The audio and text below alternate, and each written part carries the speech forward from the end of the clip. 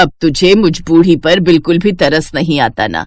इस उम्र में भी अपनी माँ से काम करवाएगा तू।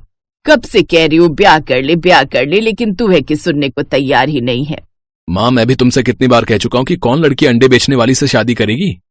मेरी नजर में है एक लड़की, माधुरी।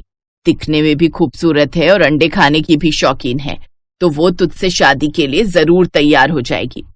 सच कहूँ तो मैंने तो उससे बात भी कर ली है और वो झट से इसके लिए तैयार भी हो गई थी। अब तो बस बात पक्की करना रह गया है। मोहित जब छोटा था तभी उसके पिता की मौत हो गई थी।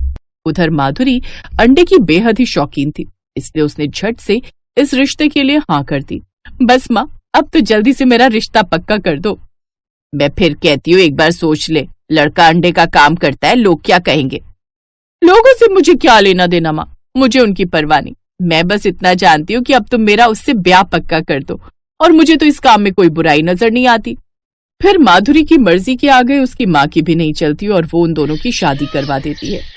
ससुराल आकर तो मानो वो बेहद ही खुश हो जाती है। उसे तो जैसे मानो अंडा का खजाना मिल गया था, क्योंकि घर में अंडे की ढेर सारी ट्रे रखी हुई थी। वो पहले दिन से ही रसोई की कमान अपने हाथ में ले लेती है। अपनी पहली रसोई के दिन वो अपनी सास से कहती है, माँ जी पहली रसोई में क्या बनाऊं? पहले तू मीठे में हलवा बना ले और उसके बाद खाने में जो तेरी मर्जी हो वो बना ले। हलवे के बाद क्या खाने में अंडा करी और चावल बना लूं? मुझे वो बड़े पसंद है। हाँ हाँ, तेरा जो दिल करे बना ले। तेरा मन अंडा करी खाने का है तो वही बना ले, हम भी वही खा लेंगे। जी ठीक है माँ जी। अब माधुरी रसोई में जाकर मन लगाकर पहले हलवा फिर अंडा करी बनाती है, फिर गर्मा गर्म रोटी के साथ उनको परोसती है। उसके हाथों की अंडा करी खाकर मोहित कहता है, सचमुच तुम्हारे हाथ की अंडा करी तो लाजवाब है। क्या कमाल की बनाई है तुमने। अब तू मान गया ना कि अंडे बनाने में बहू तुझसे कम नहीं है।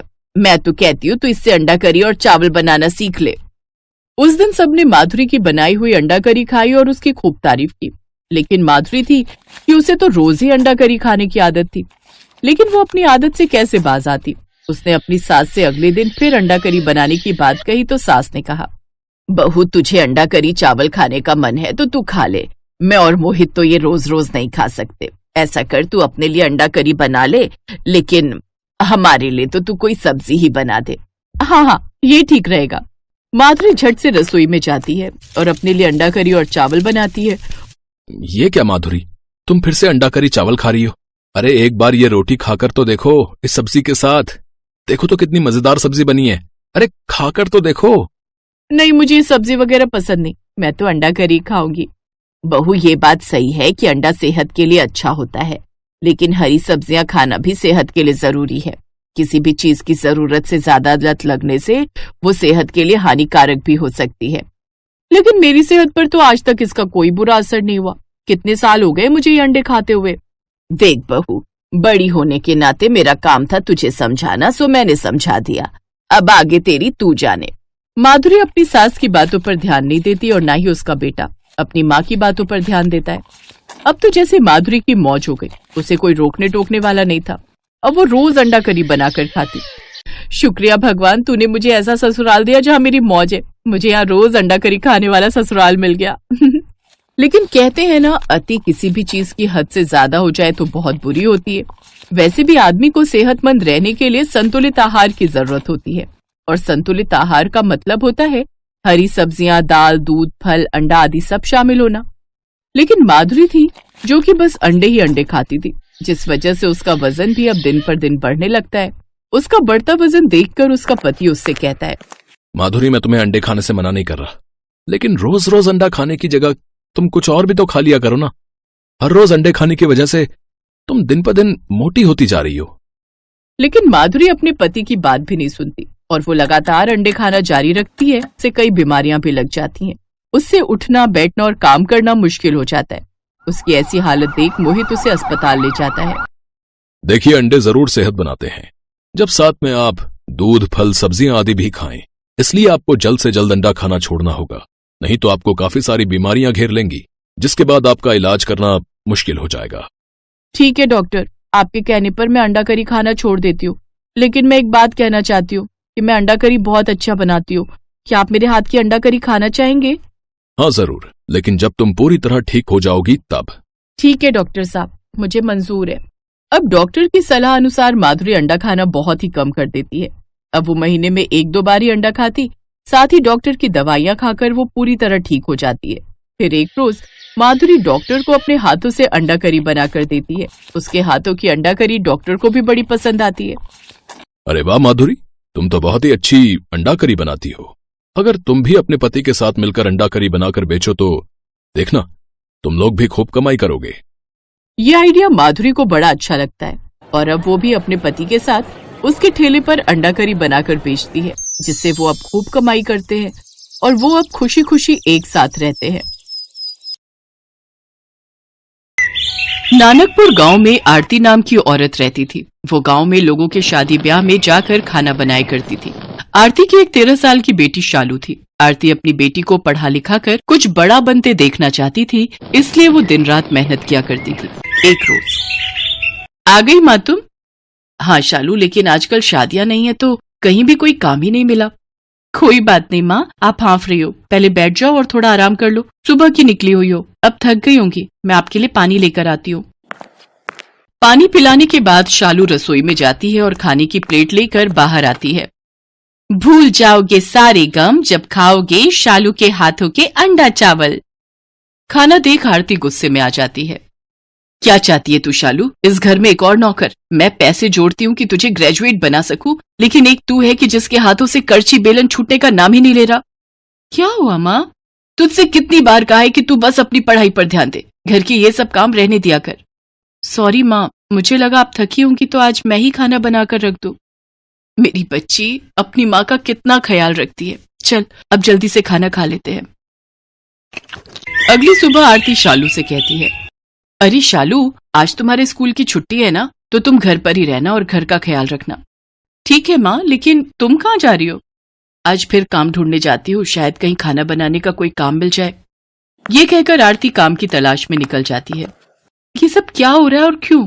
अब बस बहुत हुआ, जरूरी नहीं कि पढ़ लिख कर ही बड़ा आदमी बना जाए। अब मैं अपना खाना बनाने के शौक को ही अपना काम बनाऊंगी और खूब नाम कमाऊंगी। मेरी मजबूरी ही अब मुझे मुकम्मल करेगी।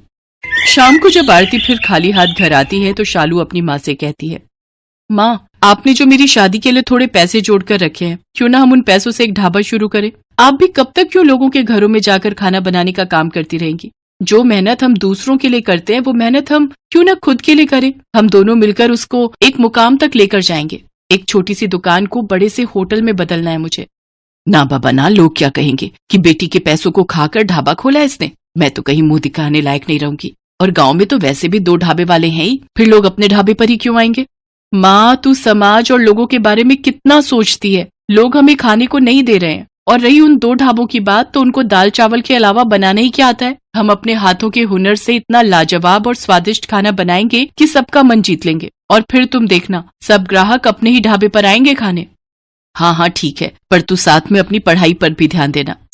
आरती शालू की शादी के लिए जमा रुपयों से एक ढाबा खरीद लेती है। शालू बेटा, हम लोगों ने अपनी जमा पूंजी लगाकर ये ढाबा खरीद तो लिया, पर अब हम इसमें ऐसा क्या बनाकर बेचेंगे कि हमारी ग्राहक बन जाए? माँ, अंडा चावल, और क्या। प्रोटीन से भरा अंडा चावल सबको गर्म रखेगा, और साथ में रायता और गुलाब जामुन बिल्कुल मुफ्त। शालू और आरती सब ग्राहकों को अंडा चावल के साथ पीने के लिए बूंदी रायता और मीठे में गुलाब जामुन परोसती हैं। सबको उनके हाथ का खाना बहुत पसंद आता है, और वो भी इतने कम दाम में। सचमुच शालू बेटा, तेरे हाथों में तो साक्षात माँ अन्नपूर्णा का वास है। भाई वाह, क्या स्वाद है तेरे हाथों में, वाह। हाँ आरती बहन, तू तो बड़ी ही भाग्यशाली है जो इतनी होनहार बेटी तुझे मिली है। धीरे धीरे गांव भर में उनका ढाबा बहुत मशहूर हो जाता है और उनके यहाँ ग्राहकों की भीड़ लगनी शुरू हो जाती है। शालू और आरती की दुकान अब काफी अच्छे से चलने लग जाती है, जिससे दूसरे ढाबे वाले उससे जलने लगते हैं।